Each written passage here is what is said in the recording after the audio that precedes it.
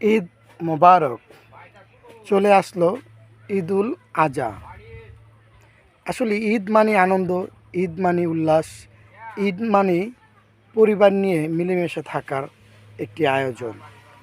আসুন, আপনারা যেরকম ঈদ করবেন, অন্যও যেন ঈদ করতে পারে। অসহায় মানুষের পাশে দাঁড়াবেন। প্রতিটা মানুষকেই আপনার রিজিক থেকে একটু দান করবেন।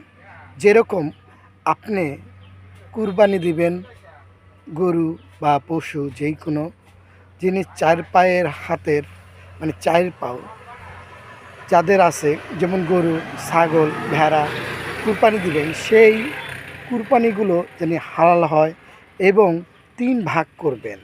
1 ভাগ আপনি রাখবেন, 1 ভাগ আত্মীয় স্বজনকে দিবেন, আরেক ভাগ অন্য অসহায় মানুষের মধ্যে বিলিয়ে দিবেন। প্রতিটা মানুষই জানি আপনার দানের কিছু অংশ সে খেয়ে দোয়া করতে পারে আপনার জন্য, পৃথিবীবাসীর জন্য। ভালো থাকবেন। আল্লাহ হাফেজ। ঈদ মানেই আনন্দ, ঈদ মানেই উল্লাস। ঈদের পাশে থাকবেন।